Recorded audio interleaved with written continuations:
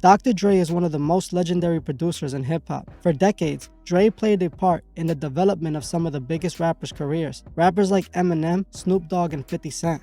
Before Dr. Dre was known as the legendary producer he is today, he was coming up as a rapper/producer, a part of the rap group NWA. NWA is looked at as the group that forever changed hip-hop, as they're credited for popularizing gangster rap, a genre that was pretty much underground at the time. After leaving NWA, Dr. Dre would become one of the most impactful producers in hip-hop, building his legacy and eventually reaching the level of hip-hop royalty.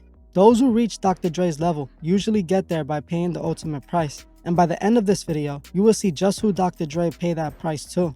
Dr. Dre and NWA were puppets used for a sinister purpose that has forever affected hip-hop. Dr. Dre and NWA were used to spread the gangster rap agenda. A secret meeting between record label executives and a group of secret music industry investors. In 1991, I was invited to attend a closed-door meeting with a small group of business insiders to discuss rap music's new direction. Little did I know we would be asked to participate in one of the most unethical and destructive business practices ever seen. Among the attendees was a small group of unfamiliar faces who stayed to themselves and made no attempt to socialize beyond their circle. At this point, I began to feel slightly uncomfortable and the strangeness of this gathering. The subject quickly changed as the speaker went on to tell us that the respective companies we represented had invested in a very profitable industry which could become even more rewarding with our active involvement. He explained that the companies we worked for had invested millions into the building of privately owned prisons, that our positions of influence in the music industry would actually impact the profitability of these investments. We were told that these prisons were built by privately owned companies who received funding from the government based on the number of inmates. The more inmates, the more the government would pay these prisons. It was also made clear to us that since these prisons are privately owned, publicly traded, we'd be able to buy shares. He told us that since our employees had become silent investors in this prison business, it was now in their interest to make sure that these prisons remain filled. Our job would be to help make this happen by making music which promote criminal behavior, rap being the music of choice. He assured us that this would be a great situation for us because rap music was becoming an increasingly profitable market for our companies, and as employees, we'd also be able to buy stocks in these prisons. Later on, he said, you know, this person actually ended up leaving the music industry after this happened. We're told not to sign any more political rappers, any more rappers that had messes in their music. No positivity. It was all to be gangster rap music promoted and put out.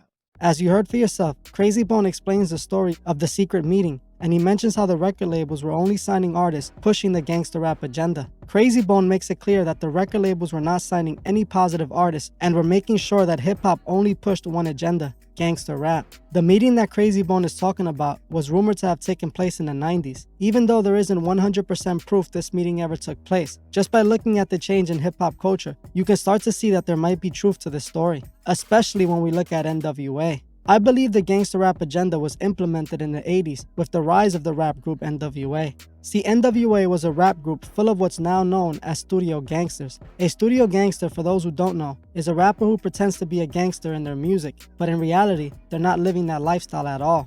Everybody in the group except for Eazy-E had not lived a criminal lifestyle, and Eazy was just really a pot dealer who hustled and saved his money. Ice Cube, who wrote most of the group's songs, was never in the streets at all. He wasn't even from Compton. He actually was a college student who dropped out to be a part of NWA. He was never arrested, nor did he do any of the things he rapped about. Dr. Dre and DJ Yellow was actually dancers, a part of the R&B group World Class Wrecking Crew, where they dressed in tights and danced in sparkly shirts. Nothing that Dr. Dre was doing was gangster at all, and it was actually the complete opposite. Even Eazy-E wasn't really living his raps, as all he ever did was hustle and make money. In today's world, that's just about all teenagers in New York City. So what made a bunch of normal day-to-day people, who for the most part were law-abiding citizens, create a rap group where they painted themselves as gangsters who lived a criminal lifestyle? The reason for this is that Dr. Dre and NWA were all just puppets on a string, pushing an agenda. The entire image of NWA was fabricated and purposely created to spread destructive values targeted at the youth in urban communities. The music industry pushed the values that destroyed urban communities. The culture that these labels built with music turned children into gangsters, tricking them into destroying their own lives. We never saw this with the rock agenda. The agenda that rock music pushed was completely different from hip-hop, as it was aimed for children in suburban households. But hip-hop was turned into a tool to shape the minds of the kids from urban communities, guiding them to live a destructive life. Most people look at the ghetto as a place full of people who didn't have what it takes to win at life, but that is not true. The ghettos around the world were created, and a lot of the people in the ghetto were never given a fair chance. I was born and raised in the Bronx. I saw firsthand growing up the households some of these kids went home to. I watched my own childhood best friend live a completely different life than me, as both his parents were in prison while he was growing up. Who knows if this secret meeting that Crazy Bone was talking about ever took place? What I do know is that the labels were purposely looking for gangster rappers and used them for their agenda. These labels were willing to fabricate gangster rappers if they had to, and that's exactly what they did. The ghetto is created, and unfortunately, most of the people living in the ghetto are brainwashed and can't see that they're in a trap. Dr. Dre and NWA sold out their own people for their self-beneficial gain. Dre has been a puppet on strings since he started his career, and he admitted that himself in his song Puppet Master all the way back in 1997.